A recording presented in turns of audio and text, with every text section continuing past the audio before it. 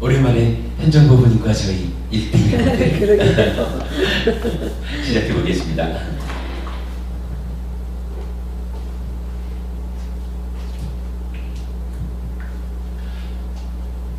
요즘 몇 주간에 걸쳐서 우리가 지난번에 해피솔법회 대구법회 제2기 시작과 관련해서 대구 불교방송과의 인터뷰 내용을 좀 짚어보고 있잖아요.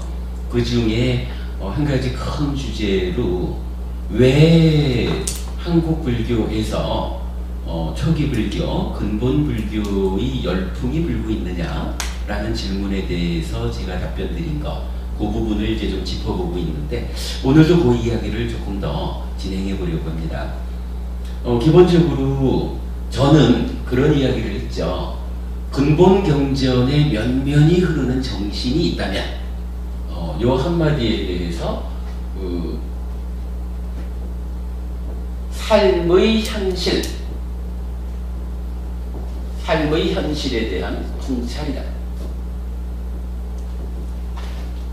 아무튼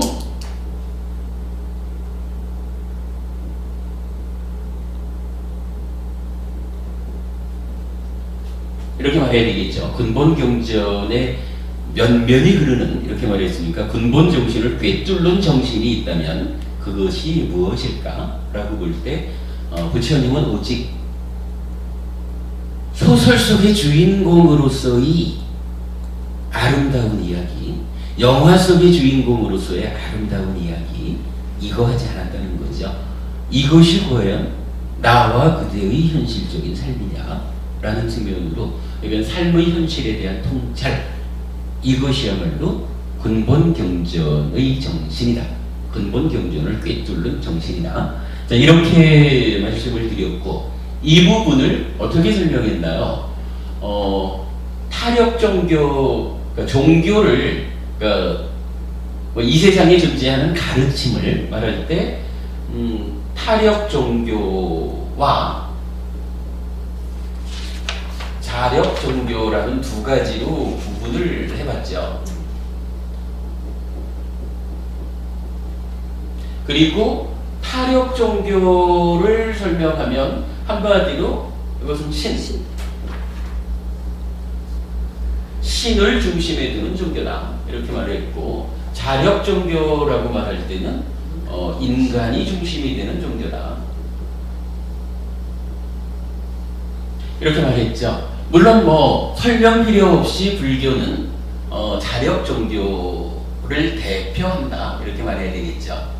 그건 부처님 가르침은 우리 삶의 현실에 대한 통찰인데, 그 통찰에 의하면 우리의 삶이라는 것은 신을 중심에 두고 이루어지는 것이 아니라, 전개되는 것이 아니라 인간 스스로의 삶이다, 이런 부분이었죠. 신을 중심에 둔다라고 하는 이야기, 달리 말하면 신의 권능, 우리가 살아가면서 사실은 삶에 문제가 좀 있다. 삶의 문제라고 말하는 거, 달리 말하면 괴롭다, 이런 이야기죠. 이 괴로움에서 벗어나려면 어떤 방법이 있을까? 라고 말할 때, 신이 중심이 되는 타력 종교에서는 신의 권능, 신에게 특별한 능력이 있다. 그래서 신이 가지고 있는 그 능력에 의지해서 내 삶의 문제를 풀고자 하니,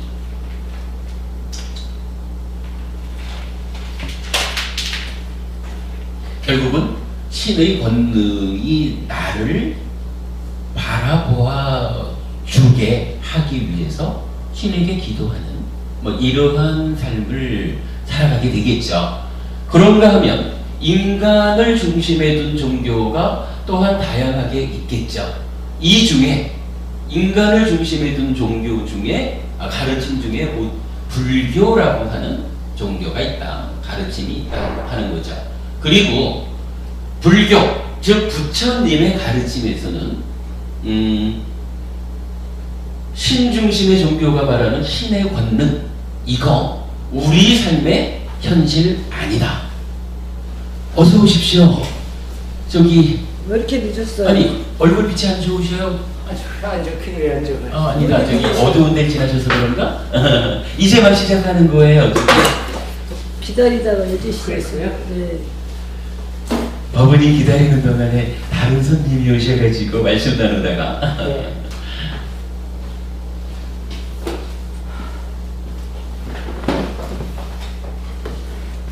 그래서 불교는 신을 중심에 두지 않고 인간을 중심에 두다 보니까 신의 권능이 해야 되는 어떤 역할, 그 신의 권능의 역할을 대체하는, 인간이 중심이 된다라고 할 때 인간이 도대체 어떻게 살아가길래, 인간이 살아가는 데는 어떤 권능, 법칙성이 있길래 신의 권능을 대체한 인간 중심의 삶을 말할 수 있느냐. 이렇게 말할 때 우리는 이렇게 알아봤죠. 부처님께서는 우리 삶이라고 하는 것은 행위가 가지는 과, 결과죠. 보, 현실적 겪음이죠. 과보의 법칙성이 있다. 이렇게 말씀하시는 거죠. 행위가 가지는 과보의 법칙성이 있는데 이 법칙성이 바로 신의 권능을 대체하는 것이다. 이거 대체라는 말은 이건 조심스럽게 봐야 되겠죠. 원래 신의 권능이 있는데 신의 권능에 의해서 우리 삶의 문제가 풀어지는 건데 요거를 부처님이 탁 나타나가지고 앞으로 신의 권능 너는 비키고 행위가 가지는 과와 보의 법칙성으로 우리 삶의 문제를 풀도록 하자. 요런 개념은 아니죠. 많은 사람들이 신을 중심에 두고 신의 권능에 의해서 우리 삶의 문제가 풀어집니다. 이렇게 말했지만 부처님은 대체한다라고 하는 의미를 신의 권능, 신중심, 그거 우리 삶의 현실 아니다. 우리 삶의 현실은 인간 스스로가 중심이 되어서 행위가 가지는 과와 보의 법칙성으로 삶의 문제를 풀어야 하는 것이다. 이렇게 현실 아닌 것에 대해서 이것은 사실 아닙니다. 사실은 이런 겁니다. 라고 그 자리를 대체해 준 거죠. 원래 있던 것을 비켜! 이러고 끼어든 게 아니죠. 그 개념, 이건 삶의 현실에 대한 통찰이라는 측면에서 우리가 잘 이해해야 되죠. 그러면 이 행위가 가지는 과보의 법칙성, 요거를 달리 표현하면 어떻게 되나요? 우리가 이건 가장 많이 쓰는 표현이죠. 업인과보. 업을 원인으로 과와 보가 있습니다. 이렇게 말하는 거죠. 업인과보. 늘 공부하는 거고 지난주에도 이 부분에서 업인과보 이야기를 좀 설명을 드렸었죠. 자, 업인과보 이야기 조금 보자면 지워도 되죠? 네.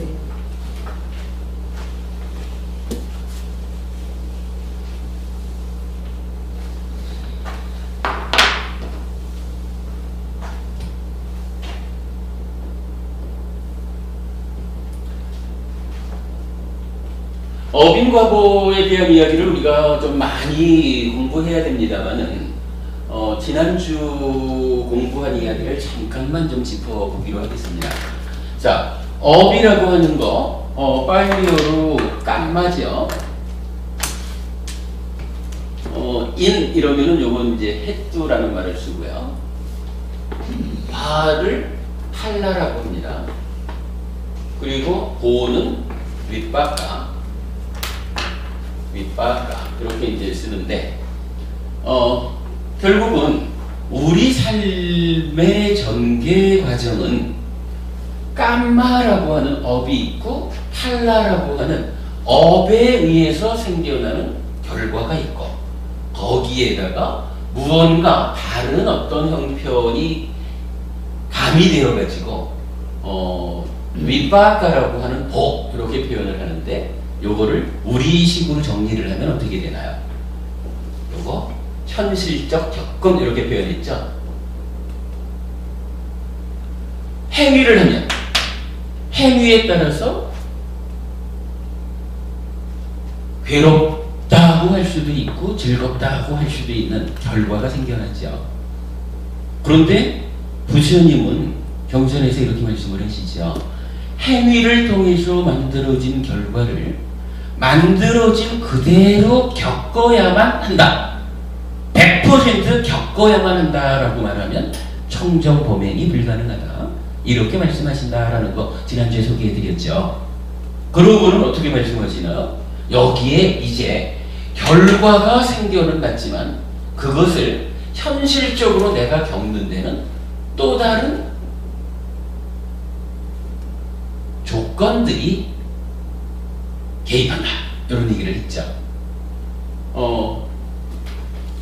그러면은 우리가 행위를 원인으로 결과와 현실적인 겪음이 있다. 그 사이에 또 다른 조건이 개입한다. 자, 요렇게 이제 표현을 하고는 지난주 그리고는 이제 앞으로 우리가 이 또 다른 조건이라고 하는 부분을 어떻게 우리 스스로가 제공할 것이냐 하는 부분을 좀 중점적으로 공부해야 된다라고 이제 공부의 방향을 잡고 있는데 원래 이제 오늘 요 또 다른 조건 부분에 대해서 좀 더 지난주 공부에 이은 좀 더 세밀한 공부를 하려고 했는데 오늘은 이제 방향을 조금 돌리려고 합니다. 그러나 어쨌든 지난주 설법의 마무리는 이렇게 했어요. 자, 여러분 요 기억하시나요? 저기 우드라야 숫다 해가지고 두카라고 하는 괴로움이 있고 우드라야 일드 호스 그래서 뭐 하여간 만들다 이런 개념으로 우리가 이해를 해봤죠.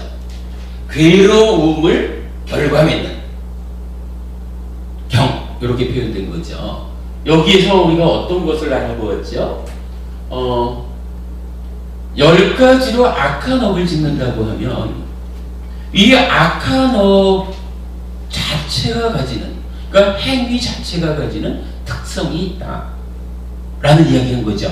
행위 자체가 가지는 특성이 뭡니까? 10악업은 괴로움을 만드는 특성이 있습니다. 그래서 그 괴로움이 그러한 행위가 어느 정도의 강도를 가지고 행해지느냐에 따라서 행위의 결과로 뭐 예를 들어서 100이라고 하는 괴로움이 생겨난다. 그렇다면 이제 이 생겨난 100이라고 하는 괴로움을 우리가 100 그대로 겪어야 하느냐? 근데 방금 말씀드렸지만 부처님은 그렇다라고 하면 생긴 대로 다 겪어야 하는 것이 우리 삶의 현실이라면 청정범행은 불가능하다.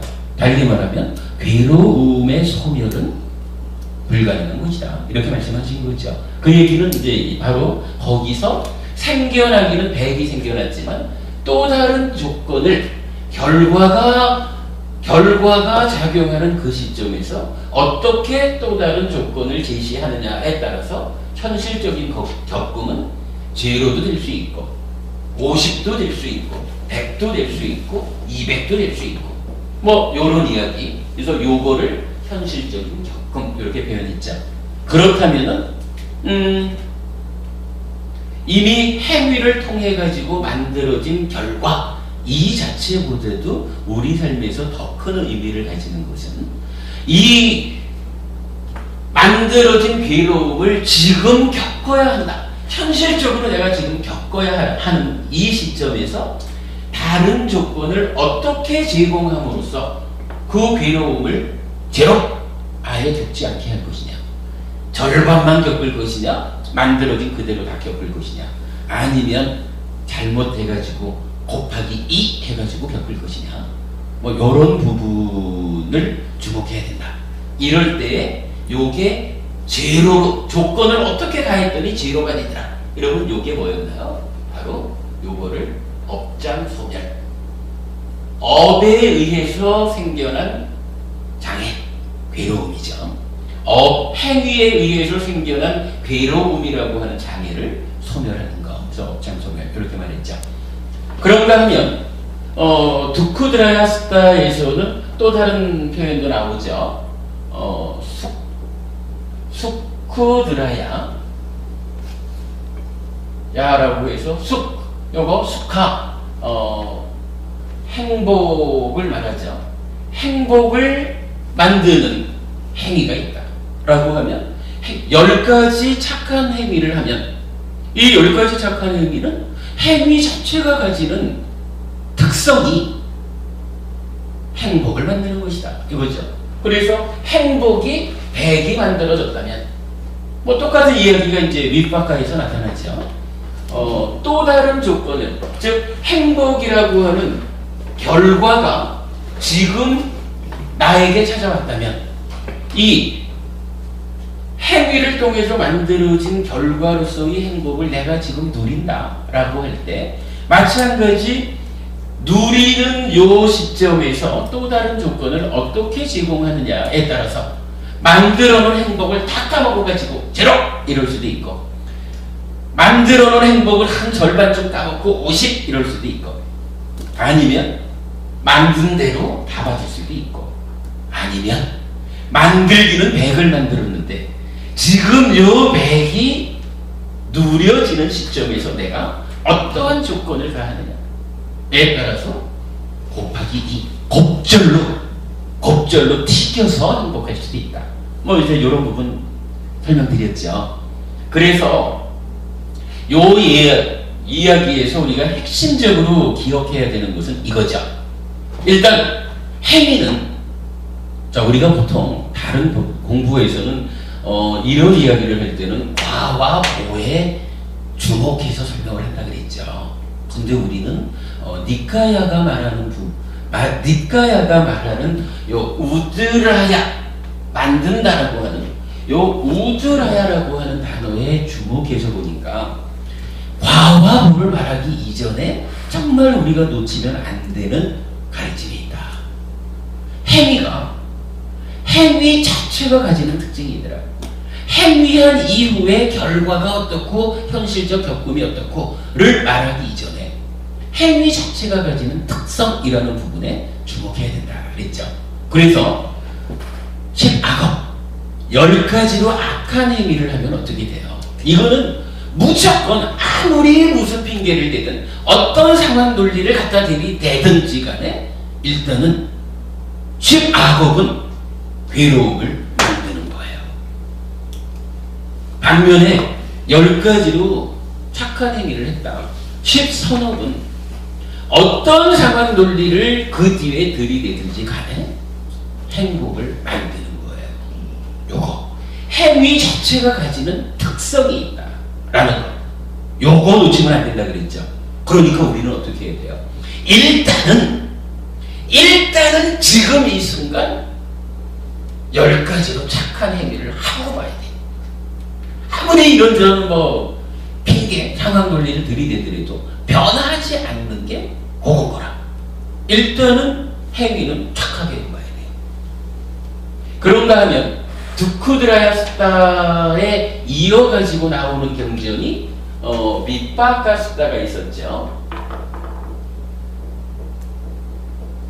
요거 과보라고 번역하는 분들도 있지만 사실은 과보가 아니라 보죠. 밑바카. 요 밑바카스타에서도 동일한 이야기를 하죠. 10악업 10가지로 착한 행위를 하면 현실적인 겪음 자체가 착한 행위라 그랬나요? 착한 행위면 행복한 보까지도 행복하다. 10가지로 악한 행위를 하면 행위가 가지는 특성으로도 괴로움을 만들지만 그 만들어진 괴로움이 중간에 어떠한 변화의 과정을 거친다 해도 끝까지 괴로움으로 현실적 겪음까지도 괴로움이다. 물론 우리는 그 가운데에 또 다른 조건을 어떻게 제시하느냐에 따라서 그 겪어야 하는 현실적으로 겪어야 하는 괴로움을 줄여나가자 하는 부분은 주목해야 되지만 어쨌든 10악업을 통해서 만든 괴로움이 다른 조건이 좋게 제공된다 그래서 그것이 행복한 보로 겪어지지는 않는다라고 하는 부분을 부처님이 분명히 말해준다는 것. 그래서 어떻게든 우리는 10악업을 통해 가지고 괴로움을 만들고 그 만들어진 괴로움을 협으로 겪고 요러한 삶을 살아서는 안 된다. 하여간 무조건 행위는 10가지 악한 행위를 피해야 된다. 요거 부처님 가르침 중에 절대 놓치면 안 되는 거죠. 뭐 동일한 이야기 반복하면 하여간 10가지로 착한 행위를 한다. 10선업을 지어서 행복이 만들어지고 뭐 중간에 어떠한 다른 조건들이 개입하더라도 최종적으로 우리가 누리는 것도 행복이다. 10선업을 지었는데 중간에 다른 조건들이 나빠진다 그래가지고 행복 자체가 괴로움으로 바뀌지는 않는다. 다만 우리가 공방 알아본 거지만 백을 만들었는데 만들어진 그 백이 노력에 의해서 제로가 될 수도 있고, 백을 만들어 놓은 행복이 지금 이 순간 조건을 잘못 들이대가지고 다 까먹고 제로 이렇게 될 수는 있지만, 이것이 행복을 만든 것이 괴로움으로 겪거나 괴로움을 만들어 놓고 행복을 겪거나 이렇게 되지는 않는다 라고 하는 부분, 두쿠드라스타 하고 윗바카스타 두 개의 경전을 통해 가지고 우리가 분명히 안 거죠. 그러니까 어쨌든 내가 반복하지만 중요한 거, 10가지 악한 행위를 하는 것은 괴로움을 만들고 괴로움을 겪게 한다. 그러므로 괴로움을 우리가 거부하는 사람이라면 10가지 악한 행위를 짓지 않아야 한다. 10가지 착한 행위를 하면 그 행위는 행복을 만들고 현실적으로도 행복을 누리게 된다. 그러므로 괴로움을 거부하고 행복하기를 바라는 사람이라면 10가지로 선한 행위를 해야 한다. 요거 잊지 말자고요. 그러면서 지난주 수업의 마무리는 이렇게 했어요. 뭐 요 얘기를 보면, 만약에 우리가 악한 행위를 통해서 괴로움을 만들었는데, 백이라는 괴로움을 만들었는데, 요거 일단은 과거의 행위 이렇게 봐야 되겠죠. 지금 이 순간 내가 과거에 만들어 놓은 행위의 결과를 현실적으로 겪는다 라고 하는 요때, 백을 만들었지만 지금 잘해가지고 업장소멸 해가지고 하나도 겪지 말자. 요거 가능한 일이죠. 중요한 일이죠. 그러니까 때로 사람들이 아이고 이러한 행위를 하면은 괴로움이 만들어질지 알지만 이 괴로움을 겪는 그 시점에 가가지고 내가 잘해가지고 업장소멸을 하지 뭐, 그런다 치고 지금은 좀 나쁜 행위를 하지 뭐, 지금 좀 편하려고, 이렇게 생각할 수도 있죠. 그러나 바보짓이죠. 우리가 여기서 이제 이 얘기를 하는 거죠. 행위를 잘못 지어서 백이라는 괴로움을 만들고 이제 그거를 제로로 만들기 위해서 또 다른 조건으로 지금 백이라고 하는 노력을 해야 한다면, 요거 동일한 얘기를 거꾸로 하면 10선업을 지어서 백의 행복을 만들어 놓고 이제 백이라는 노력을 또다시 한다면, 자, 이 노력이 괴로움 백에 가가지고 제로를 만든다면, 이 노력이 행복의 백에 가면 행복 100에다가 100의 노력이 더해져가지고 그러면 200의 행복을 만들잖아요. 그러면 말이죠, 뭐 우리가 말하는 거지만 이러한 업인 과거의 구조에서 보면 이 업이라는 것은 이제 과거의 행위 이렇게 되는 거죠. 그러니까 행위 자체를 말할 때는 지금 행위로서 과와 보가 생기지만, 지금 우리가 현실적인 겪음 측면에서 보를 기준으로 말하자면 이제 지금 또 다른 조건으로의 나의 노력, 이 얘기를 하자면 이제는 요 행위는 과거의 행위가 되죠. 그러면 지금 내가 동일하게 100의 노력을 한다. 이러면 과거의 행위가 나빴으면 100의 노력을 통해서 겨우 괴롭지 않음을 만들어요. 물론 이것도 중요하죠. 그러나 우리가 현명하다면 과거의 선한 행위를 통해서 100의 행복을 만들어서 지금은 똑같이 100의 노력을 하더라도 200이라고 하는 큰 행복을 누리는, 이게 타당하죠. 이게 타당하죠. 그렇다면 우리가 뭐 지금이 현재가 되어가지고 행위하지만 요 지금이 하루가 가고 한 달이 가고 1년이 가면 지금의 행위들은 나중으로 생각하면 계속 과거의 행위가 되죠.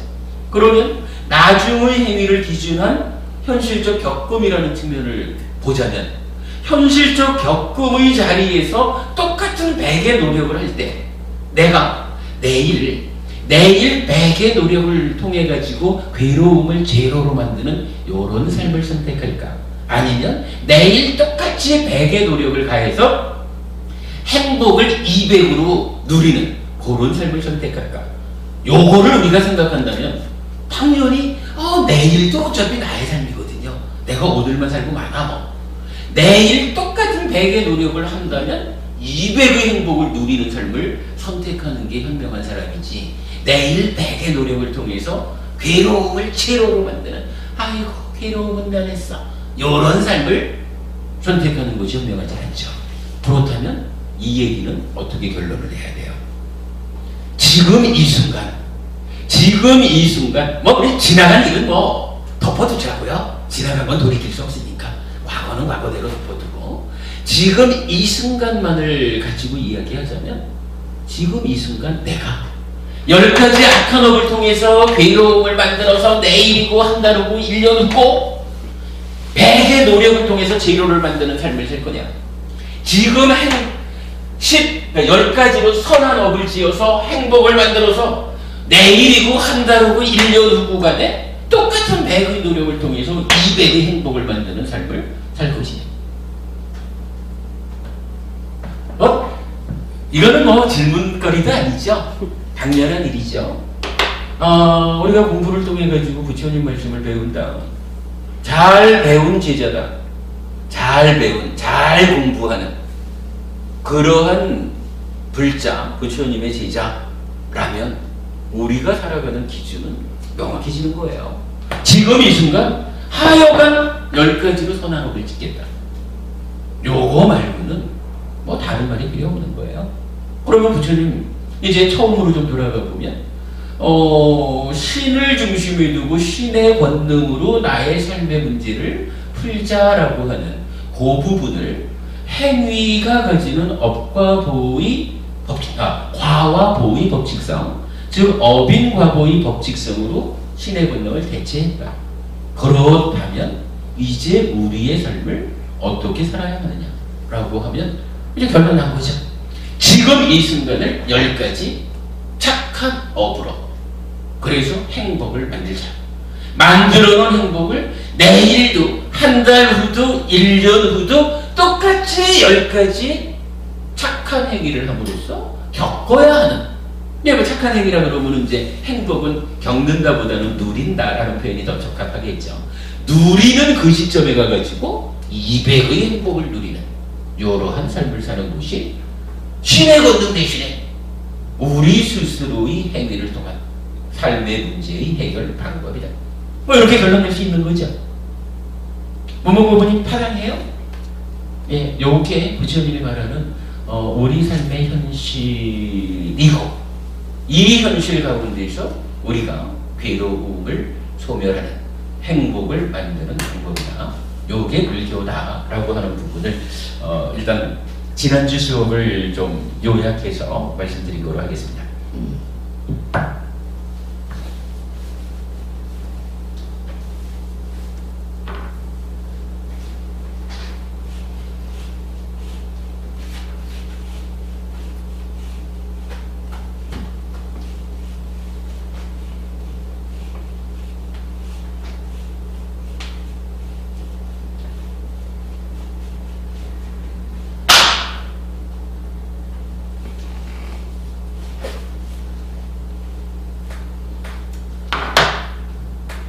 아까 말씀드렸지만은 원래 계획대로라면은 이제요 어빈과보에서 만들어진 과를 어떻게 하면 현실적으로 괴로움은 작게 만들어서 겪고 행복은 크게 튀겨가지고 누리느냐 요 얘기를 원래 계획을 했었는데 오늘하고 다음 주는 뭐 조금 좀 주제를 눈을 좀 돌려가지고 다른 이야기를 좀 더 해보려고 그럽니다. 사실은 문봉고부님께서 목요일 저녁 시간 밤 시간에 인문학 특강 그거를 이제 알려주셨잖아요. 꼭 보라고 권해주셨잖아요. 그래서 제가 좋아요. 사실은 이제 법회 마치고 가서 몇 주째 그걸 보고 있어요. 최진석 교수님 대단한 양반이더라고요. 아주 훌륭하시고 정말 공자님이 말하는 삶의 방법, 유교를 핵심적으로 찍어서 이제 설명해주고 그 가운데에 노자님이 말하는 도교적인 비판을 설명하고 있죠. 그러고 이제 지난주에는 그러니까 이제 그 부분에 대해서 개략적인 설명을 마치고서 이제 도덕경에 대한 설명으로 넘어갔죠. 제가 그걸 보면서 참 훌륭하다, 참 훌륭하다.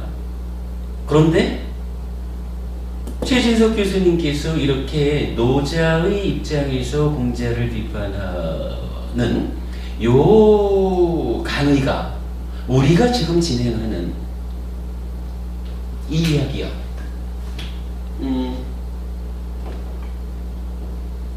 신 중심에서 인간 중심으로 이 이야기 지금 우리가 중심에 두고 공부하는 거잖아요. 바로 이 이야기를 하고 계시더라고요. 그래서 공자님도 노자님도 모두가 다 인간을 중심에 둔 이러한 가르침을 제시하고 있는데 이 가르침이 공자님은 이렇게 설명을 했는데 노자님의 입장에서는 이렇게 비판을 하고 있더라. 이렇게 이제 설명을 하는데 이거를 이 이야기를 하는데 우리가 빠질 수가 없는 거죠. 부처님이 바로 인간 중심의 가르침을 설하고 계시거든요. 그렇다면 공자에 대한 노자의 비판이 가능하다면 공자에 대한 비판도 가능할 거고 공자를 비판하는 노자에 대한 제3의 비판도 불교적으로 해볼 수 있지 않겠느냐 이런 생각이 좀 들었어요. 그래서 지난주 6강 제6강을 하시는 그 한 50분 수업 중에서 제가 몇 가지를 좀 이렇게 좀 추려봤어요. 그래서 그 이야기를 아마 오늘하고 다음 주 이렇게 하고 이게 여러분들 동의해 주신다면 경우에 따라서는 최진석 교수님 강의가 언제까지 가는지 모르지만 10번입니까? 그럼 이렇게 4번 남은 거네요. 그러면 이제 그 가운데 현정법원님 아까 우리 얘기했지만 결국은 노자의 가르침이 설명되다 보면은 무위라고 하는 부분까지가 이제 결국 설명이 되겠죠. 근데 무위라고 하는 말이 불교적으로 우리가 아쌍까따라고 하는 것을 한문으로 번역하면서 무위라고 번역을 했지 않습니까?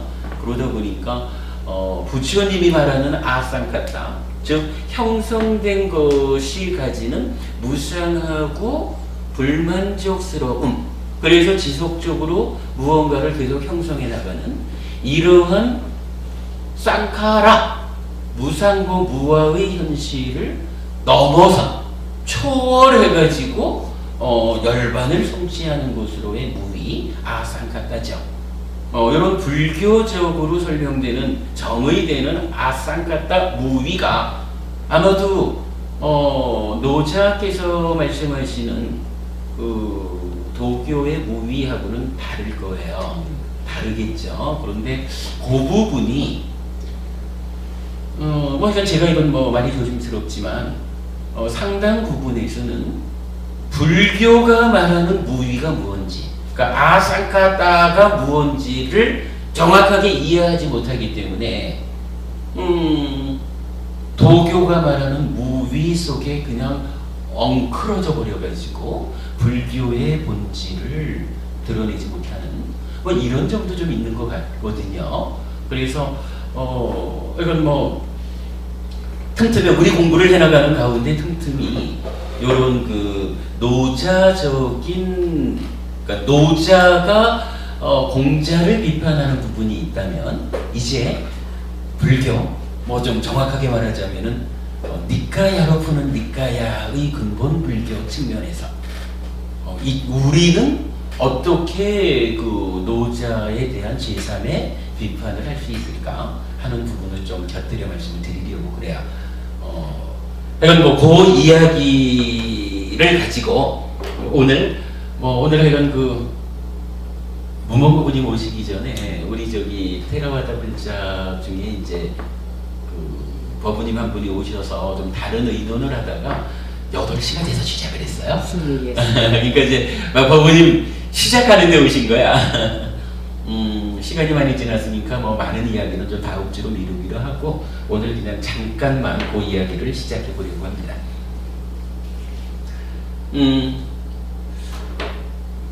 최 교수님 강의에 의하면 노자와 공자에게 공통점이 있더라고요.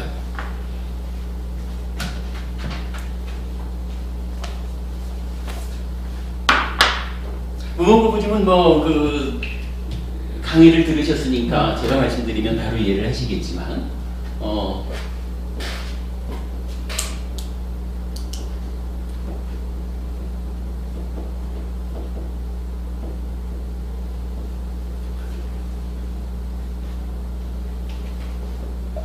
첫째로는 공자님도 노자님도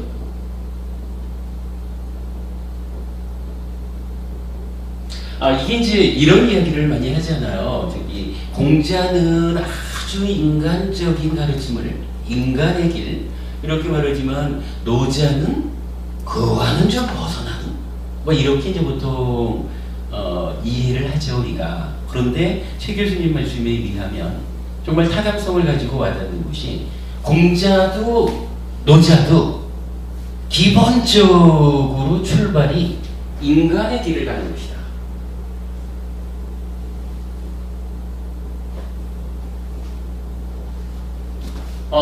두 분의 공부의 출발이 동일하다 이거예요.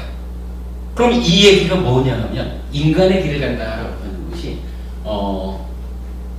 표현하기를 도를 추구한다 이랬어요.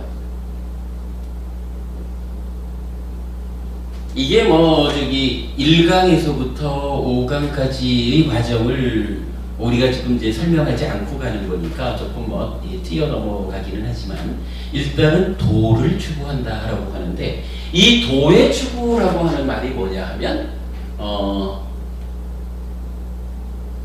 결국은 이제 인간이 문명화되면서 이제 신으로부터 벗어나는 요 부분을 이제 설명하고 있죠. 그래서 천명의 극복 이런 표현을 쓰고 있더라고요.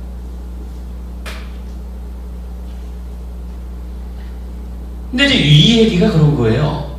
보통은 사람들이 공자는 인간적이고 노자는 인간 외적인 이런 좀 뭐 이해를 갖고 있는지 몰라도 최 교수님의 강의 내용으로 보면 저도 뭐 아주 공감하는 이야기인데 일단 공자님도 노자님도 인간의 길을 간다.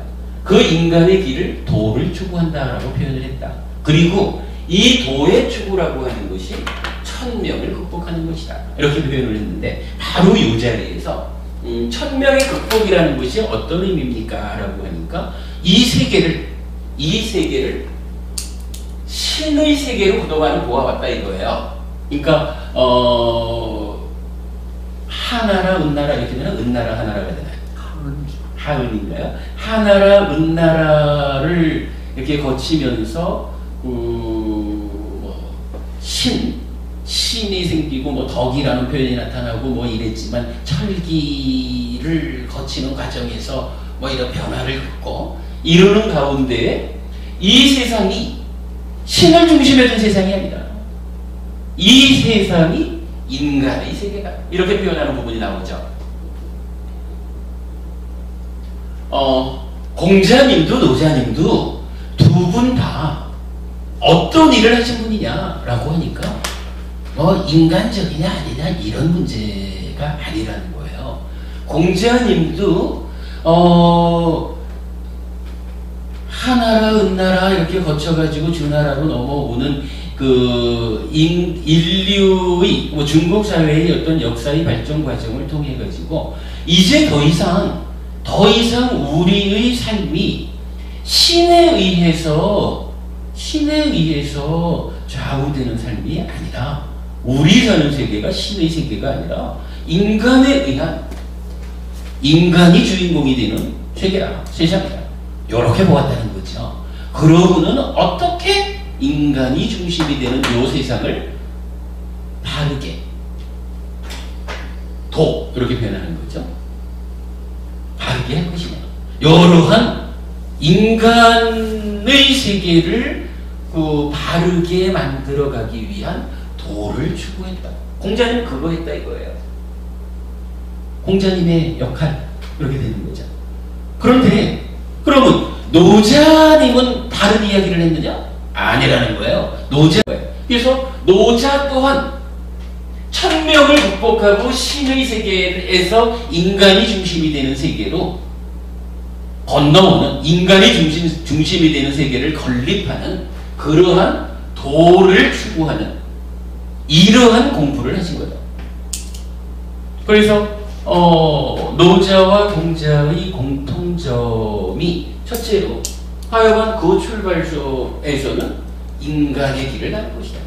두 분 모두 인간. 그러면 요점에서 제가 좀 전에 표현한 신이 중심이 되는 타력 종교, 그래서 신의 권능으로 우리 삶의 문제를 해결하는 이러한 가르침에서 벗어나서 인간이 중심이 되는 자력 종교로서의 불교, 그리고 인간이 중심이 되었다라고 하는 이야기가 어떻게 신의 권능을 대체해서 삶의 문제를 푼다는 얘기냐라고 할 때 어빈과보 이렇게 이제 제시된 이런 불교의 입장에서 보면, 그래서 구체적으로 무슨 방법으로 인간이 중심이 될 건데 요 얘기는 좀 차이가 있겠죠. 아무래도 공자님도 노자님도 부처님도 각각마다 자기의 그 가르침의 세계가 있으니까 다르겠지만, 일단 구체적인 가르침의 내용에 앞서서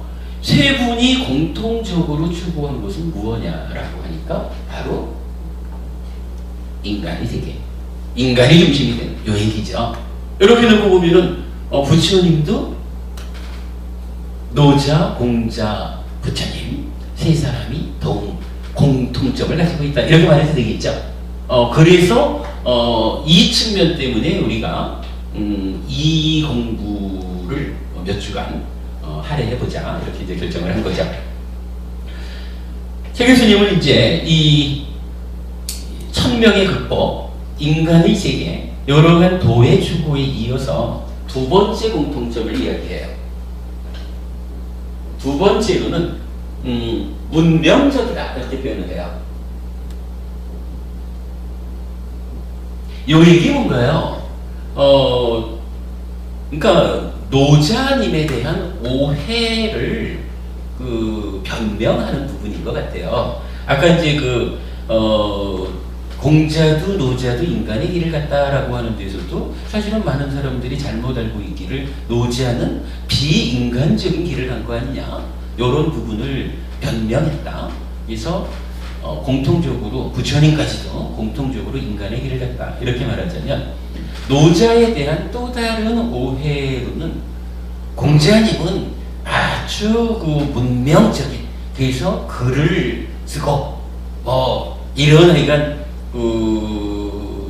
유교라고 하는 어떤 가르침을 통해 가지고 아주 문명적인 길을 제시했다면, 노자님은 완전히 그와는 떨어진 뭐 무위도식 이렇게 표현할까요? 무위자연 뭐 이럴까요? 무언가 문명과는 좀 동떨어진 원시적인 어떤 삶의 모습을 지향하는 그런 사람이 아니냐, 이런 오해가 사실은 많은 사람들이 가지고 있는 게 아닐까 하는 부분이죠. 그런데 최 교수님은 바로 그 부분에서도 그렇지 않다. 노자 또한 원시적인 삶을 추구하지 않는다. 노자 또한 사람들이 문명화되어야 한다라고 하는 부분을 공통점을 가지고 설하고 있다라는 이야기죠. 물론 이럴 때 뭐 차이는 있어요. 공자님이 제시하는 문명의 어떤 방향이 있고 노자님이 제시하는 문명의 방향이 있어요. 마찬가지 부처님이 제시하는 문명의 방향이 있겠죠. 그래서 각각 문명의 내용이 무엇냐라고 하는 데서는 차이가 있지만 일단은 문명을 지향하고 있다. 원시적인 사회로 돌아가자라는 거 아니다. 라는 점에서는 공통점을 갖고 있다. 이렇게 이제 설명을 하시더라고요. 저도 공감합니다. 그리고 세 번째가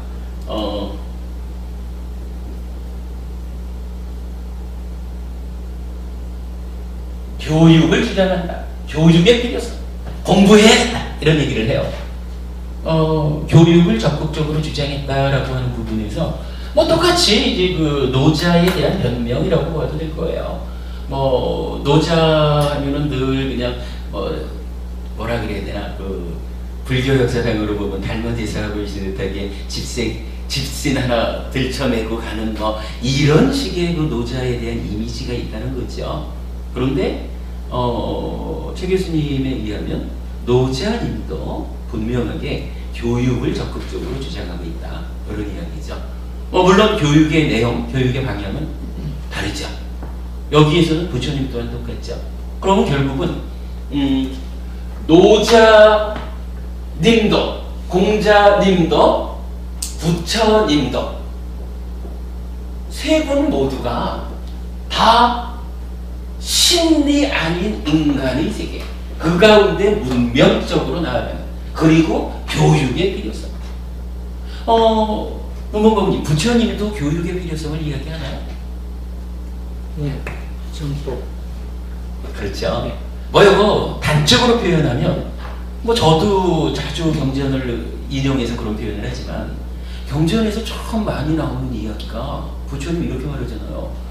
배우지 못한 자, 배우지 못한 어리석은 자가 있고 그들은 배우지 못했기 때문에 자기 스스로는 행복을 만들고 싶어 하지만 배우지 못한 까닭에 괴로움을 만들어가면서 산다. 이렇게 말하는 거잖아요. 그러나 잘 배운 성스러운 제자는 스스로도 행복을 만들고자 하고 잘 배워서 잘 알기 때문에 실제로 행복을 만들면서 산다. 이렇게 말하는 게 부처님이 부처님이 뭐 제자들과 제자 아닌 사람들에 대해서 표현하는 거거든요. 부처님은 정말로 교육의 필요성을 강조하는 거예요. 그러니까 배우지 못한 어리석은 자, 잘 배운 성스러운 제자, 이렇게 표현을 하거든요. 네 번째로는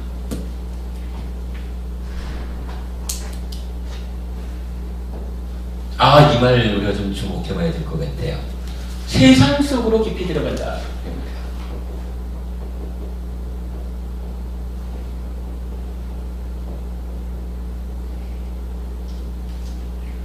뭐 이 얘기도 마찬가지 노자님에 대한 변명인 것 같아요. 뭐 공자님이야 뭐 의뢰 세상 속의 이야기죠. 근데 노자님에 대한 이야기를 하면 늘 하여간 세상을 등지고 이렇게 사는 모습으로 이해를 하죠. 그런데 그렇지 않다는 거예요. 요 자리에선가 최 교수님이 그런 예를 들으신 것 같아요. 그러니까 노자를 공부하면 그냥 이렇게 물러서 사는 삶이 아니라 여러분 뭐더라? 구청장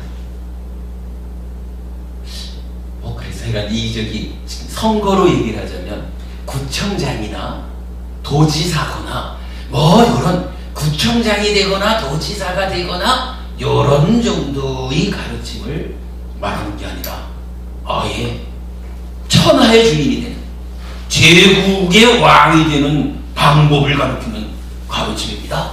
이렇게 노자의 가르침을 설명하면서 노자님이 결코 세상을 등지고 사는 사람이 아니다. 그렇게 표현을 해요. 그래서 노자와 공자의 공통점이 이렇게 인간의 길이면서 문명지향적이고 교육을 통해서 문명화되어야 되는, 그러면서 그 마무리로 두 분 모두 세상 속으로 깊이 들어가는 가르침을 설하고 있다. 그렇게 말하거든요. 그리고 마지막에 얘기하는 게 황노학이라 그래요. 황노학. 예, 딱 기다렸다가 세수 가고 탁 권리를 잡는 거예요. 예. 아, 저런 얘기 같네. 강태공이 예. 그러니까 바늘 없는 낚시를 기다렸다가 때가 딱 오면 탁 들어가는. 예. 그걸 하기 위해는 그리고 공자가 하는 거나 노자가 하는 건 같은 거죠. 세속에 들어가서 예. 그래서 이렇게 말씀을 하셨는데 저도 공감을 하고요. 여기서 또 한 가지 질문 안 할 수가 없네. 현정훈 법원님께 여쭤볼까요? 현정훈 법원님, 그러면 자, 노자님도 공자님도 공통적으로 세상 속으로 개입이 들어가는 가르침, 이렇게 이제 설명을 했거든요. 부처님은 어때요? 부처님은 세상 속으로 들어가라고 가르치나요? 아니면 세상을 벗어나라고 가르치나요? 아, 요건 저 질문이 잘못됐다. 부처님도 그냥 그 부처님 가르침이 세상 속으로 깊이 들어가는 가르침입니까? 아닙니까? 근데 뭐 들어가는 가르침이죠. 왜 그렇게 생각하셔요? 모든 사람들, 제자들은 전부 교육하시면서, 이웃을 같이 하면 생활하는 게. 그렇죠? 그렇게 보면 될 건데, 저는 그 부분에서, 대표적으로 한 가지, 말씀을 소개해 드릴게요. 저는 요 한 가지 말이면, 요 한 가지 말씀이면, 부처님이 철저하게 세상 속으로 깊이 들어가는 건데, 아니, 보자고요. 부처님은 세속 속에 들어가면서 들어가서 살긴 살되 인생이 생로병사 생멸의 생멸하는 현상이 있다는 걸 알고 그렇게 세속에서 살라고 그렇게 얘기한 거죠. 저 사람들하고 아니, 어쨌든 그 불교 공부를 하면 세상을 등지는 삶을 살아야 되느냐, 세상 가운데에서 주인공으로의 삶을 살아야 되느냐, 이렇게 놓고 본다면 부처님이 세상을 등지는 삶을 살라고 하지 않았다. 이렇게 이제 우리가 봐야 될 거예요. 물론 어머님 말씀대로 이제 본격적으로 수행을 통해 가지고 존재에서 벗어나는, 윤회에서 벗어나는 삶을 살겠다라고 출발을 하면, 그때는 그러한 삶을 위해 가지고 벗어나는 과정이 필요하죠. 그러나 그런 어떤 이제 궁극적인 면을 따지자면 세종교가 다 비슷함이 있을 거고, 근데 이제 지금 이렇게 말하는 노자와 공자의 공통점, 요 정도의 측면에서 불교는 어떠하냐라는 부분을 저는 이러한 한 가지 경전 말씀을 소개해 보고 싶어요. 자, 이렇게 하거든. 비구들이여, 나는 하늘과 인간의 모든 그물로부터 해탈했다. 비구들이여, 그대들도 하늘과 인간의 모든 그물로부터 해탈했다. 비구들이여, 여행을 떠나라. 많은 사람의 이익과 행복을 위해서 세상을 동정하고 인간과 천신의 안락과 이익과 행복을 위하여 전법 여행을 떠나라. 두 사람이 함께 가지 마라. 비구들이여, 처음도 좋고 중간도 좋고 마지막도 좋게 의미를 갖추고 유용하게 법을 전하라. 아주 원만하고 매우 청정한 범행을 가르쳐 주어라. 세상에는 평화로운 중생도 있고 먼지와 때가 적은 사람도 있다. 그들이 법을 듣지 못하면 쇠퇴할 것이지만 만일 그들이 듣게 된다면 잘 알게 될 것이다. 비구들이여, 나 역시 법을 전하기 위하여 우르베라 세라니 마을로 갈 것이다. 이게 뭐예요? 이 말씀이 부처님께서 노경원에서 5 비구를 가르쳐서 아라한을 성취하게 하죠. 그리고 이어서 야사전자로부터 비롯하는 그 야사전자의 친구들 55명 뭐 이래가지고 부처님을 포함해서 61명의 아라한이 이 세상에 생겨났을 때 이제 부처님이 제자인 60명의 아라한에게 떠나라 이렇게 말하는 거잖아요. 떠나라. 근데 떠나기를 어디로 떠나라 하고 부처님이 말하는 거예요. 바로 세상 속으로 떠나라 이거나 세상 속으로. 개인의 삶, 이제 좀 전에 우리 무명보부님 같이 말씀 나눈 그 얘기는 개인의 삶을 완성하기 위해서 수행을 위해서 이러한 까마 몸으로 만들어지는 세상 이런 부분에서 우리가 멀리 떠남을 통해 가지고 내가 깨닫는다 이런 개인의 수행의 측면하고는 좀 별개의 측면으로 이제 깨달음을 완성했다. 삶의 문제를 풀었다. 그렇다면 혼자서 편안하게 사는 삶을 살아라. 부처님 이렇게 말하지 않는다는 거예요. 세상 속으로 들어가라. 많은 사람의 이익과 행복을 위해서 세상을 동정하고 인간과 천인의 안락과 이익과 행복을 위해서 전법 여행을 떠나라. 그랬어요. 심지어는 한 사람이라도 더 법을 전해주기 위해서 부처님 이러잖아요. 두 사람이 함께 가지 마라. 혼자 가라. 그래야 60군데로 가지. 두 사람이 가면은 30군데밖에 못 가잖아요. 그죠? 이렇게 보면 이런 점 부처님의 이건 깨달음을 성취하고 이제 이 깨달음이 당신 혼자만의 깨달음이 아니라 누구든지 노력하면 성취할 수 있는 깨달음이다. 이런 공부다라는 것을 60명의 제자인 아라한을 만들어서 확인해 놓고는 이제 세상 속으로 들어가 라고 부처님 요거를 뭐라 그래요? 전도 선언 이러잖아요. 선언하는 거야. 이제 우리가 할 일이 있다. 세상 속으로 가라 이렇게 말하는 거죠. 이렇게 보면은 참 그런 것 같아요. 사람 사는 모습이 똑같아. 그러니까 신을 중심으로 하는 전혀 다른 눈을 가진 사람들과는 구분되어서 인간의 세계, 인간을 중심으로 하는 이러한 눈을 가진 사람은 세 사람 모두가 공통점을 갖는 거예요. 그죠? 공자님도 노자님도 부처님도 인간의 길을 갔습니다. 1000명을 극복했습니다.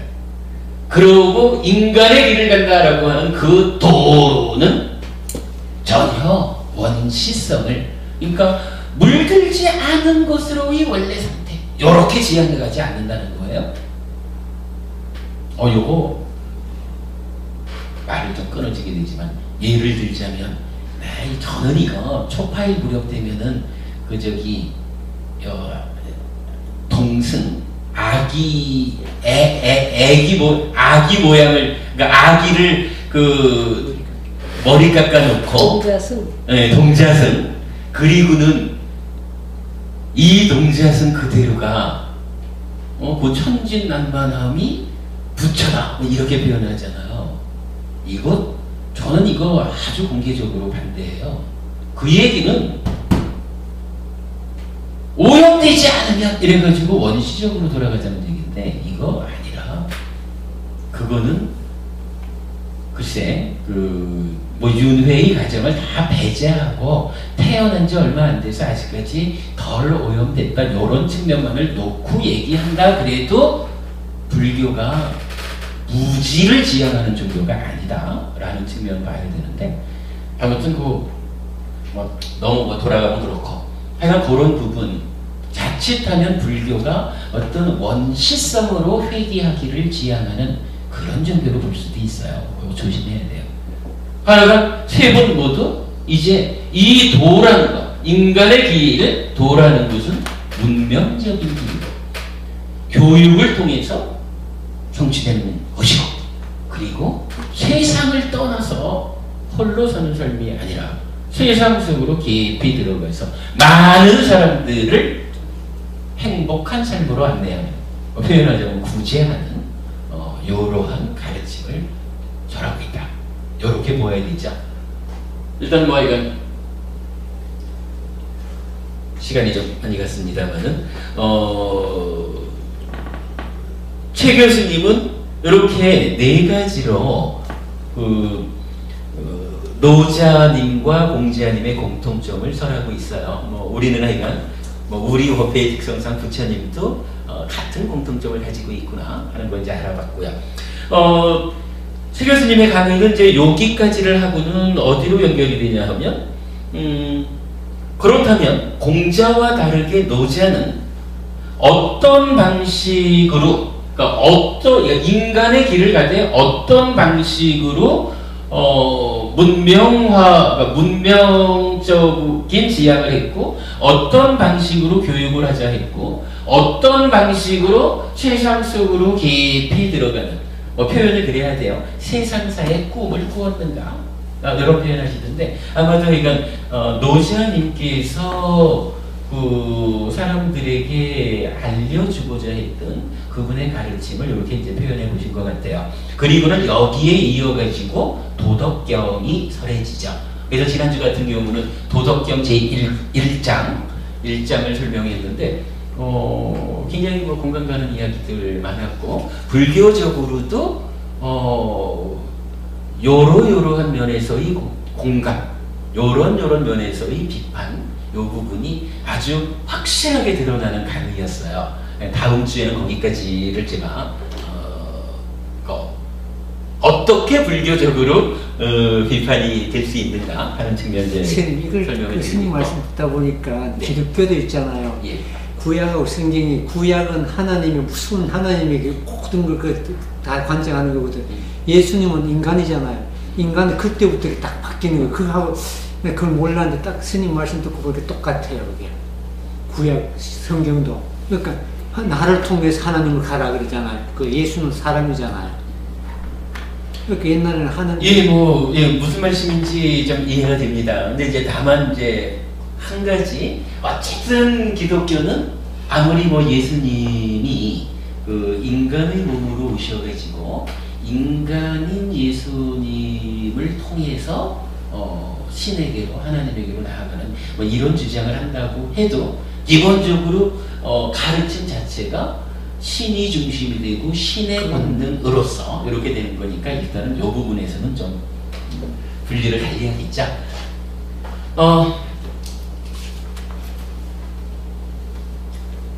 지난주 최 교수님은 사실은 방금 말씀드린 요 두 분 간의 공통점을 설하기 전에 지지난 주석 제5강에 대한 그 내용을 좀 요약해 주셨거든요. 그 5강 내용이 어떻게 요약되었는지를 참고적으로 좀 설명해 드릴게요.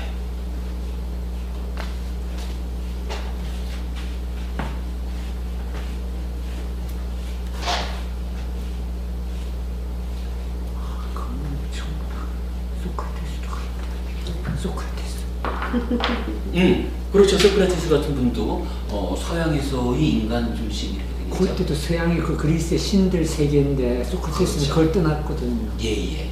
그러니까 다 똑같은 그때가 또 예. 그 역사적으로도요. 요 BC 6세기 요 하여간 노자, 공자, 석가, 소크라테스 예. 요 네 분들이 거의 동일한 시대에 사셨다 그래요.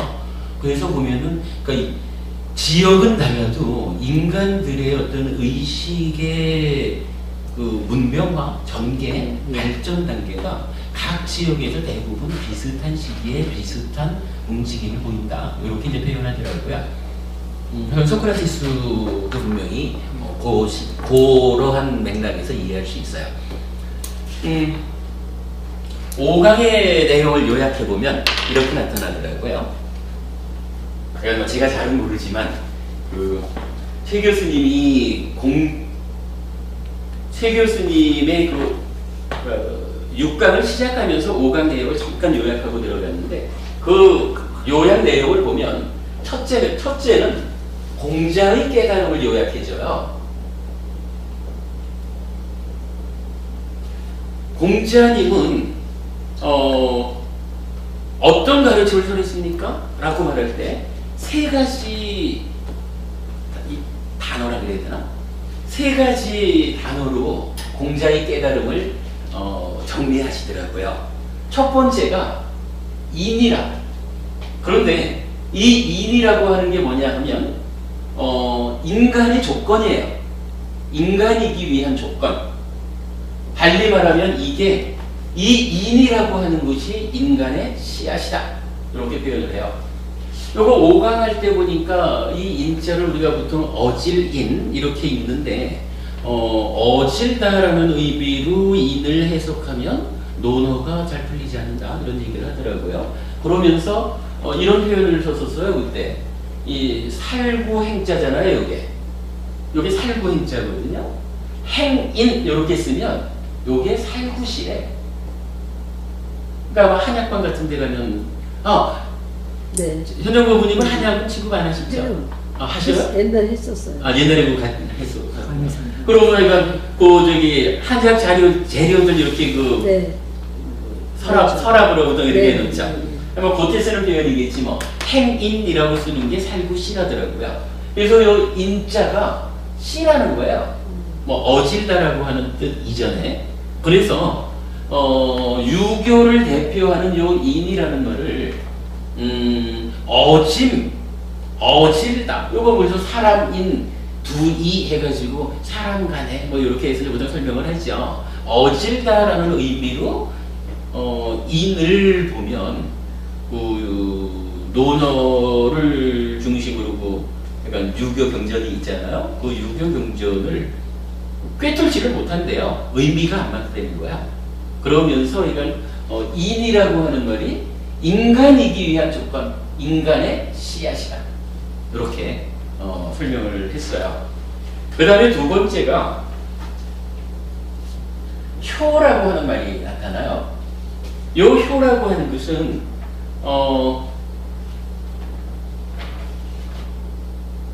일단 동물이 아니라는 얘기라. 인간이 동물이 아닌 인간임을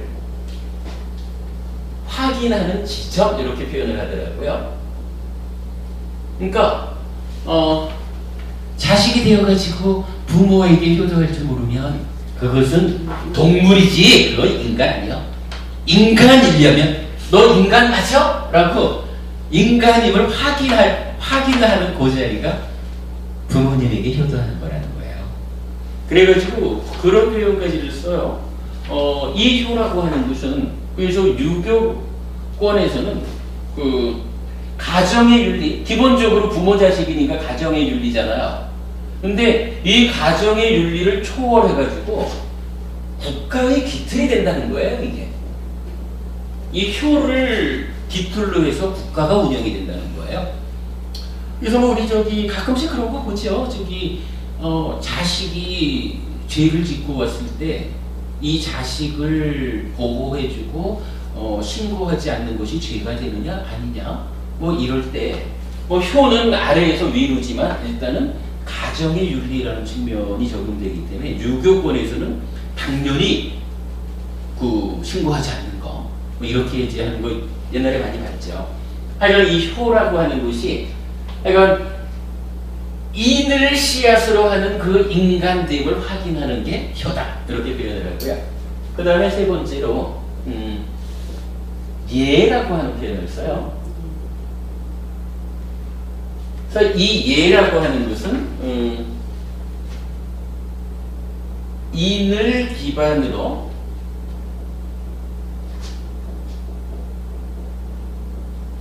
만들어진 이상적인 단계 이렇게 표현을 해요. 그러니까 씨앗이 되는 인을 기반으로 그러니까 이제 사람이 됐어 이런 얘기겠죠. 사람다움 이랬을 때 이 사람들로 구성된 이 사회가 이상적인 이거 뭐 완전히 공자님의 가르침을 통해 가지고 완성되는 어떤 사회의 모습 이런 거겠죠. 그 상태를 이렇게 표현을 해서 공자님의 깨달음을 인효예 세 가지 단어로 표현을 정리를 하시더라고요. 그러면서 이제 여기에 대해 가지고 두 번째로 이제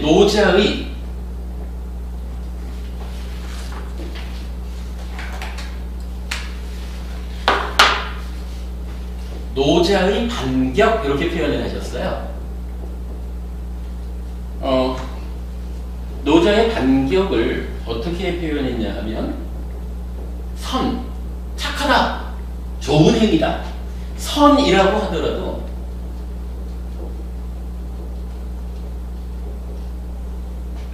보편적 기준이 되면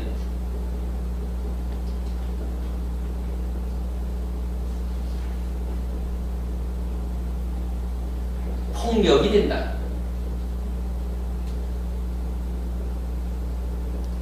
이렇게 표현을 하시더라고요.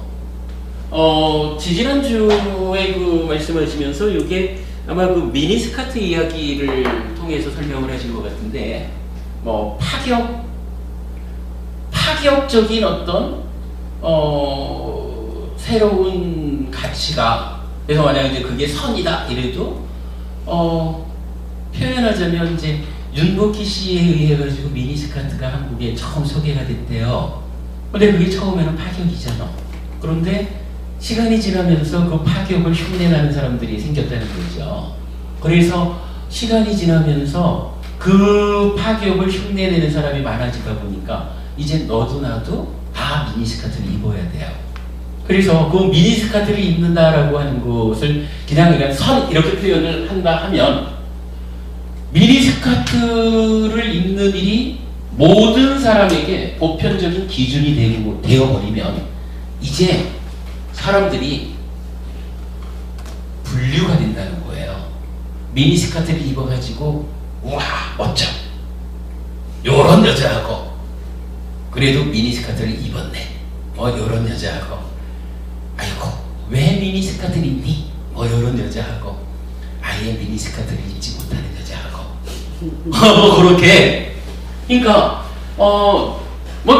내가 이제 표현을 그래 하는 거죠. 미니스커트를 입는다라고 하는 것이 좋은 일이라고 해도 이 좋은 일이 보편적으로 여자는 모두 미니스커트를 입어야 그게 좋은 거야, 이렇게 보편적인 기준이 되고 나면 이제 미니스커트를 못 입는 여자는 어쩌라는 거야.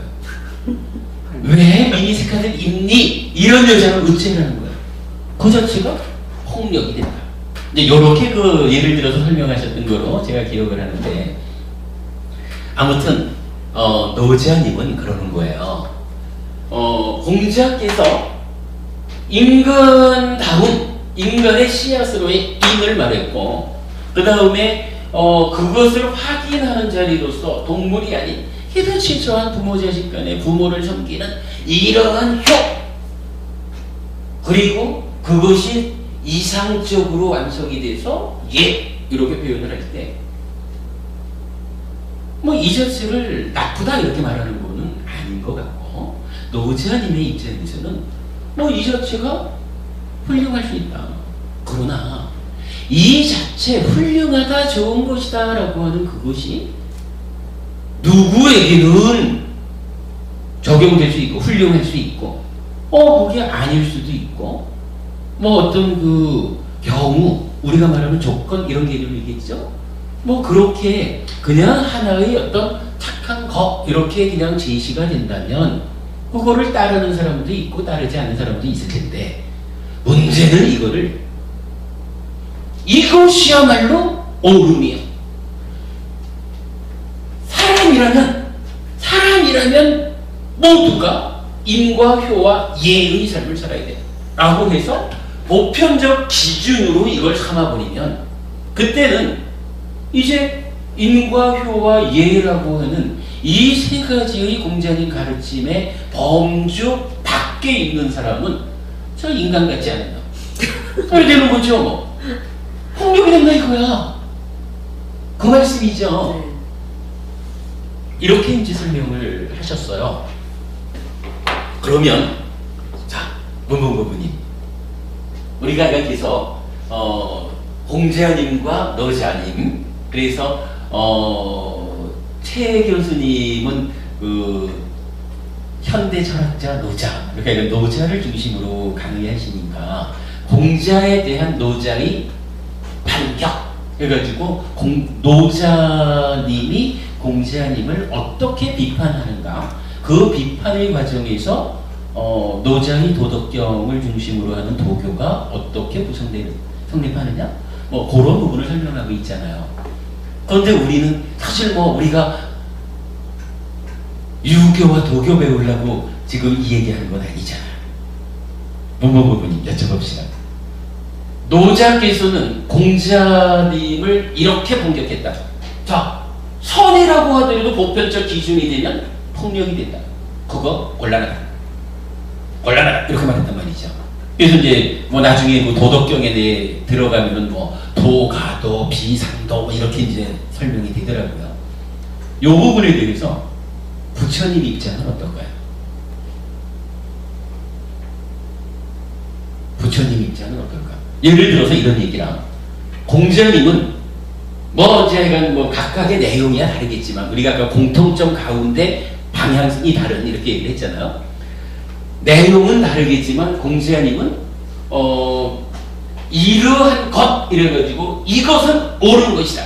요렇게 가야 행복하다. 이렇게 기준을 준 거예요. 그랬더니 노자께서 그렇다고 해도 보편적 기준이 되면 폭력이 되니까 그렇게 이것은 옳은 것이다 라고 보편적인 기준이 제시되어서는 안 된다. 이렇게 비판을 했단 말이거든요.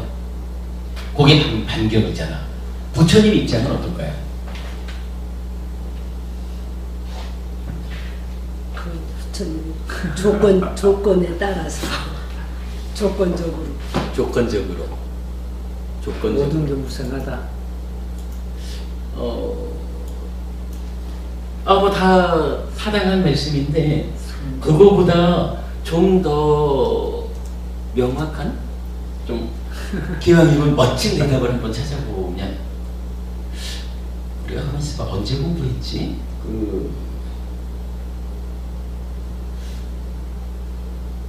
얼마 전에 대국어회에서 했던가. 저는 요 점에서는요, 그냥 요렇게만 여쭤볼게요. 부처님은 이 부분에서 공자님 편에 있을까요? 노자님 편에 있을까요? 공자님 편. 공자님 편? 네. 그래요? 네. 문문부부님도 그래요?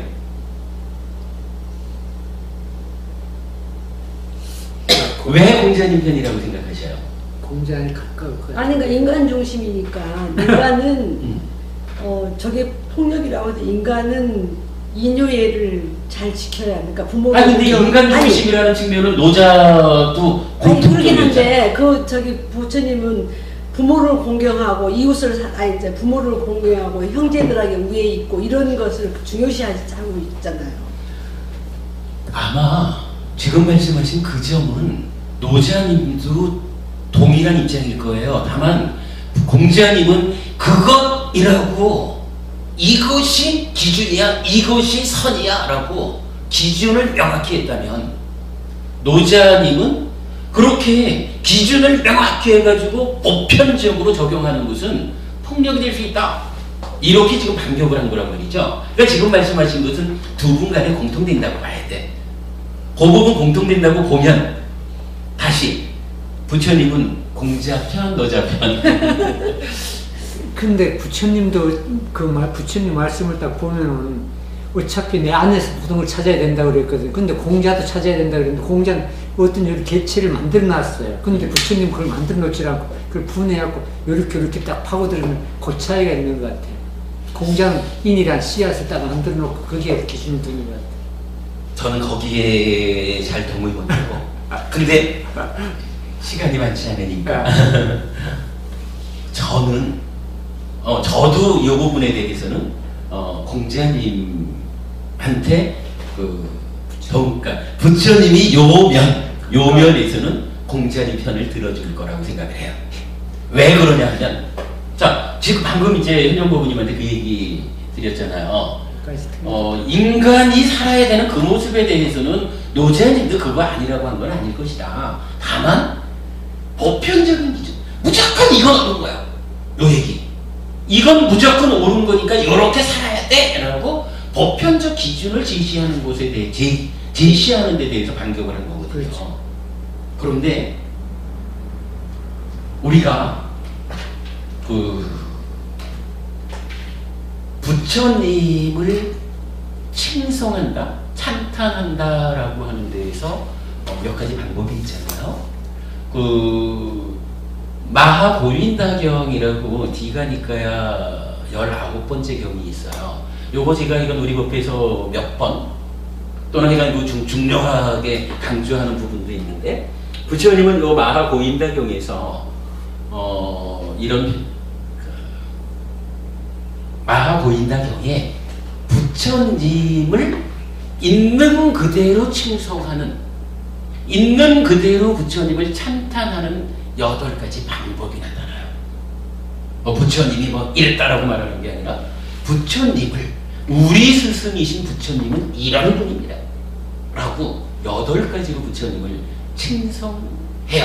마하고윈다경에서. 그 중에 3번째 내용이 읽어드릴게요. 그분 세존께서는 이것은 유익한 것이라고 잘 천명하셨고 이것은 해로운 것이라고 잘 천명하셨습니다. 이것은 비난받아 마땅한 것이고 이것은 비난받지 않는 것이며 이것은 받들어 행해야 하는 것이고 이것은 받들어 행하지 말아야 하는 것이며 이것은 저열한 것이고 이것은 스승한 것이며 이것은 검고신 부분들을 잘 갖춘 것이라고 잘 천명하셨습니다. 이와 같이 유익하거나 해로우며 비난받아 마땅하거나 비난받지 않으며 받들어 행해야 하거나 받들어 행하지 말아야 하며 저열하거나 스승하며 검고신 부분들을 잘 갖춘 법들을 천명하는 이런 구성 요소를 부족하신 스승을 그분 세존을 제외하고는 과거에도 찾아보지 못했고 지금도 찾아보지 못합니다. 요게 부처님을 꾸며가지고 와! 이렇게 찬탄하는 게 아니라 있는 그대로 부처님을 칭송하는 8가지 중에 하나라.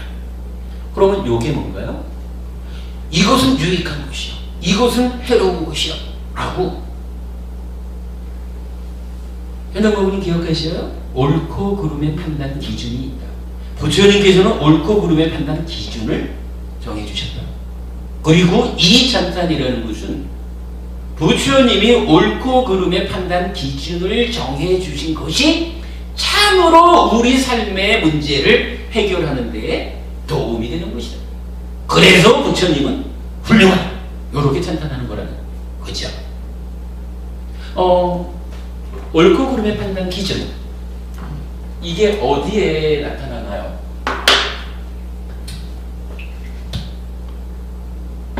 수행하면 기본적으로 뭐가 있어요? 수행하면은 사념처 수행이죠. 사념처 수행을 말할 때 뭐 기본적으로는 뭐 호흡 이러면은 호흡에서 호흡을 놓치지 않고 관찰하면서 머문다. 가 첫 번째 문장이죠. 두 번째 문장이 뭐가 나타나요? 우리가 이것이야말로 사념처 수행이죠 라고 말하는 거.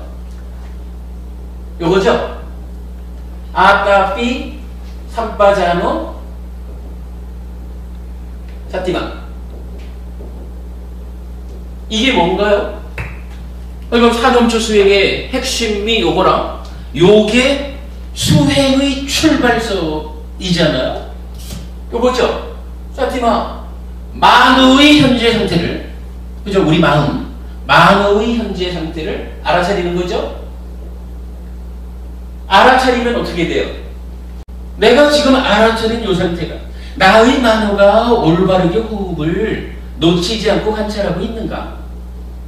뭐 이런 만호의 상태를, 뭐 뒤에 가서 만호의 행위를 해가 어쨌든 만호 자체죠. 만호의 현재 상태를 사티 알아차리고 나면 여기서 상파장어를 우리가 이렇게 이해하잖아요. 옳고 그름의 판단. 그래가지고 알아차리고 보니까 알아차린 상태가 오라. 그럼 어떻게 해야 돼? 오름은 유지하는 노력을 하는 거죠. 어차피 노력이잖아. 나쁜 상태를 만들어가는 노력 아니죠. 어차피 노력한다라고 하는 것은 알아차리고 보니까 오라, 내가 해야 될 일을 바르게 하고 있어. 그러면 그 상태를 유지하는 노력, 요거죠. 그런가 하면 알아차려 보니까 지금 잘못하고 있어. 호흡을 보는 수행을 하는데 호흡을 놓치고 오늘 점심에 참 맛있는 점심을 먹었는데 내일도 맛있는 점심을 줄까? 이거 생각하고 있어. 이거 잘못된 거죠. 그러다라고 판단이 되면 어떻게 해요? 그름은 버리고 오름으로 돌아가야 되죠. 이런 노력을 하잖아요. 이게 뭐예요? 이게 바로 사념초 수행의 본질이거든. 요런 알아차려서 옳고 그름을 판단해서 오름은 유지하고 그름은 버리고 오름으로 돌아가는 이러한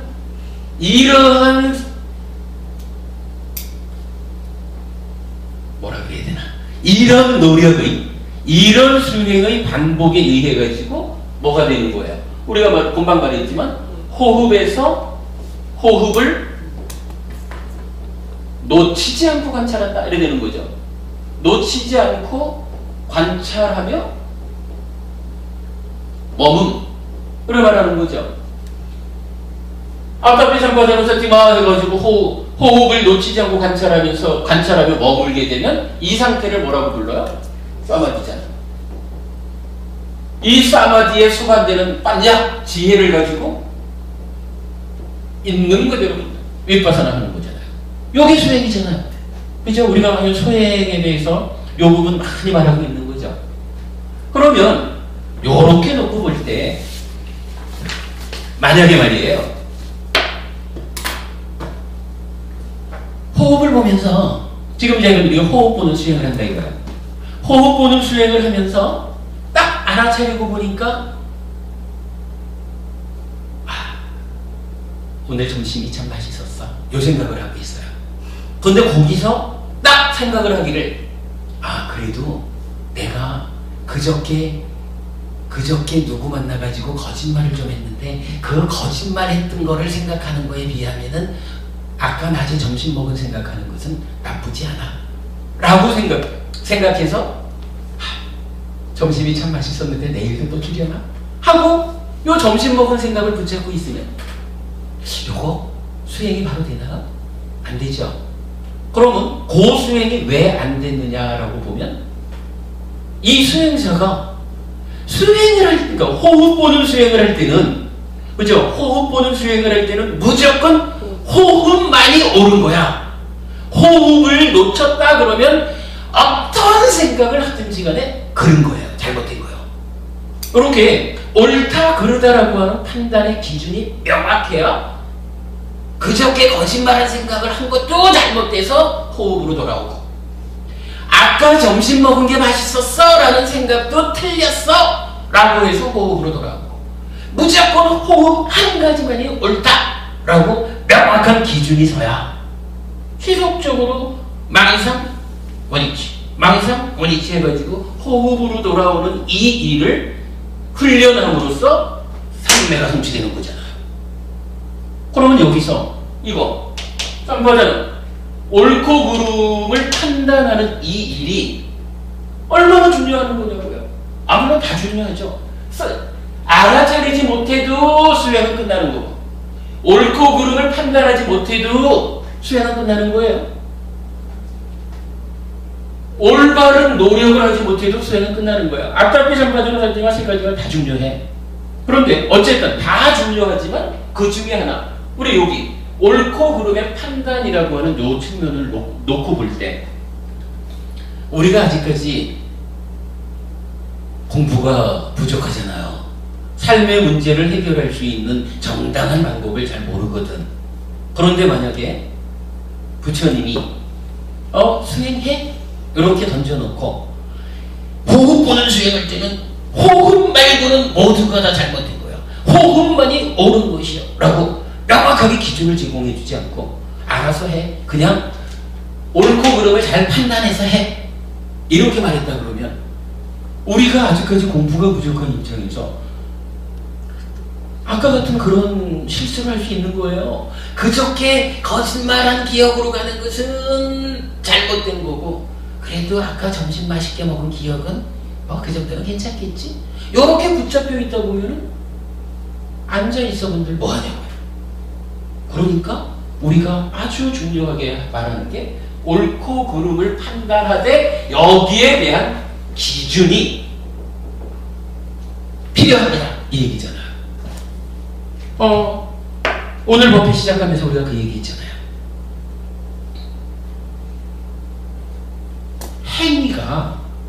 행위가 자체적으로 가지는 기준이 있다고요.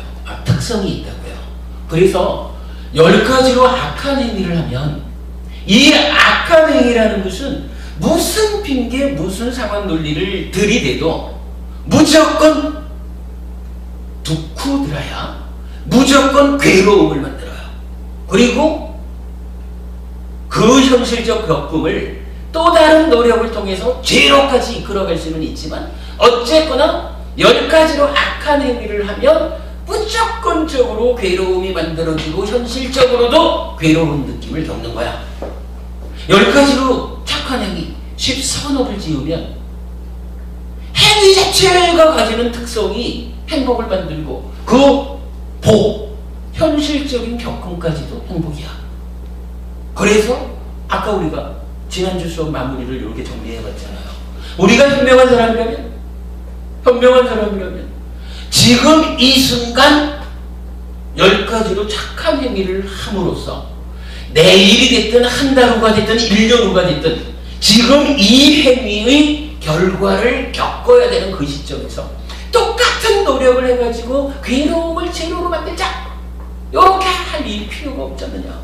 똑같은 노력을 가해가지고도 지금 행위로 행복을 만들어서 행복을 2배로 키우는 이런 노력을 하는 게 현명한 일 아니겠느냐. 잘 배운 제자들이 살아가야 되는 방법 아니겠느냐 이랬잖아요.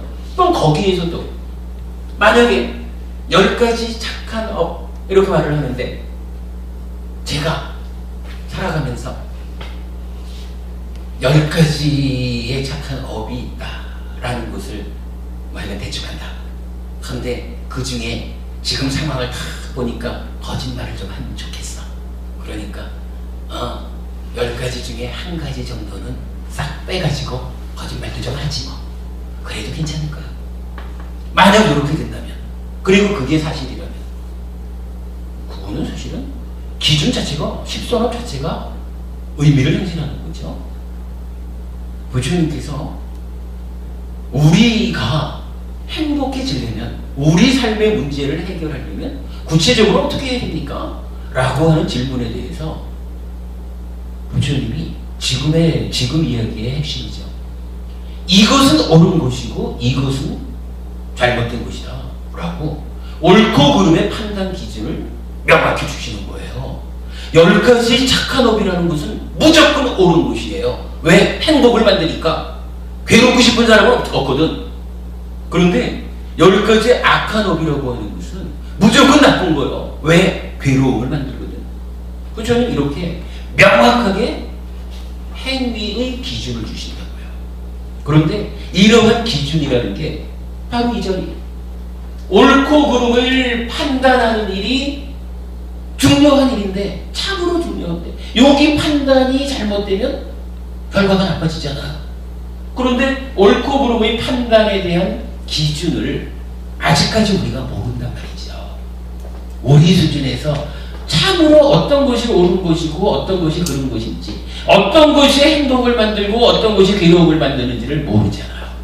그런데 우리 스승 부처님이 이것은 옳다. 자, 10가지로 착한 행위를 해라. 이 10가지 착한 행위는 무조건 행복을 만드는 옳은 일이다 라고 옳음의 기준을 주는 거라. 옳음이라고 판단할 수 있는 기준을 주거든요. 10가지로 악한 행위를 하지 마라. 10가지 악한 행위는 무조건 괴로움을 만든다. 잘못된 것이다 라고 판단하는 기준을 준다고요. 그러면 이렇게 스승이신 부처님이 기준을 주었기 때문에 이제 우리의 삶이 기준을 만들기 위해서 허비하지 않고, 아, 그렇구나. 부처님께서 가르쳐 주셨다. 나는 이제 10가지 착한 업으로 살지 10가지 악한 업으로 살지 않겠다. 라고 해서 삶의 방향이 명확해지고 그 결과로 행복해진다. 보잖아요. 그리고 그런 이야기를 지금 이 마하고인다경에서 대범천, 약간 하늘 이제 신이죠. 대범천이 부처님을 8가지로 있는 그대로 꾸며가지고 아부하는 이런 말 아니라 있는 그대로 부처님을 칭송하는 8가지 내용 중에, 말 중에 3번째가 바로 이 얘기가 들어가 있다는 거예요. 아까 읽어드린 거지만 한마디로 말하면 이거잖아요. 옳고 그름의 판단 기준을 주셨어, 부처님. 부처님이 옳고 그름의 판단 기준을 주셨기 때문에 그 기준에 따라서 행위하면 우리 삶이 향상합니다. 이거거든요. 그런데 이 부분을 놓고 이제 그럼 부처님이 공자님 편일까요? 노자님 편일까요? 라고 본다면 공자님은 내용은 다르지만, 그죠? 내용은 다르지만 옳고 그름의 판단 기준이 필요합니다. 이 판단 기준이 분명해야 사람들이 기준에 의해서 삶의 방향을 잡을 수 있습니다. 이렇게 얘기한 거죠. 그런데 노자님은 아무리 좋은 일이라고 해도 그게 보편적인 기준. 이 보편적 기준이 뭐예요?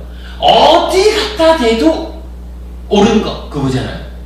그러니까 이거는 어디 갖다 대도 옳고 이거는 어디 갖다 대도 틀렸어. 옳고 그름의 판단 기준, 요거잖아요.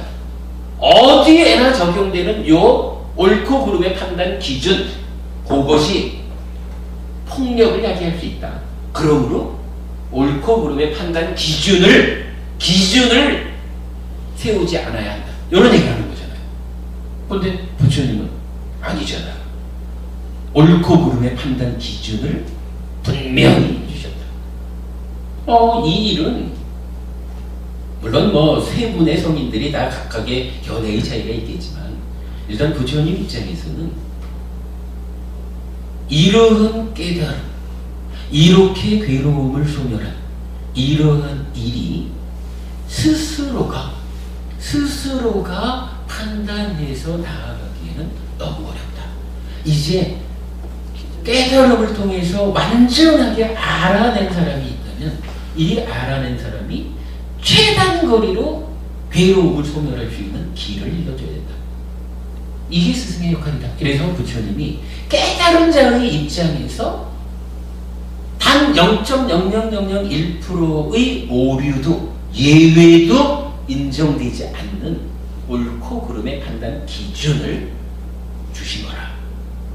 그러니까 이 점에서는, 근데 실제로 부처님이 그러니까 이런 옳고 그름의 판단 기준을 제시해 주지 못했다 그러면 불교가 설 수가 없어요. 문공법부님 요 얘기에 동의하셔요? 옳고 그름의 판단 기준. 그러니까 그 부분이 동의된다면 우리는 이렇게 말할 수 있는 거라.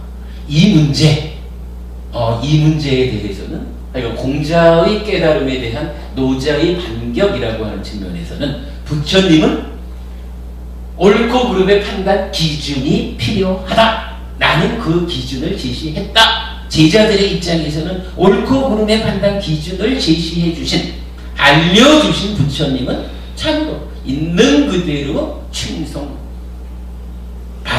칭송해야 되는 일이다. 그런 우리 스승이다. 라고 서로 간에 이제 관계가 맺어지는 거죠. 그러니까 그런 측면에서 볼 때 부처님은 요 측면에서는 공자의 깨달은 편에 있다. 옳고 그름의 판단 기준, 이렇게 말씀드릴 수가 있어요.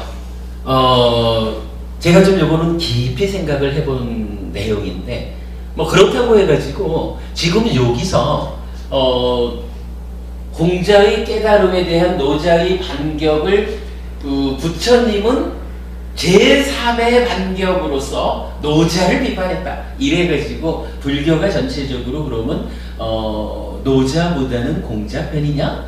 뭐 이렇게 말할 거는 아직 아니고, 오늘은 이제 여기서 마쳐야 되겠지만 이제 좀 이어서 다음 주에서 공부를 좀 해보면은 여러 부분에서, 그러니까 불교는 정확하게는 공자님 편도 노자님 편도 아니라 우리 삶의 현실을, 그죠? 근본 가르친 삶의 현실에 대한 통찰이죠. 삶의 현실을 있는 그대로 보완한 상태로 부처님은 길을 안내하고 있어요.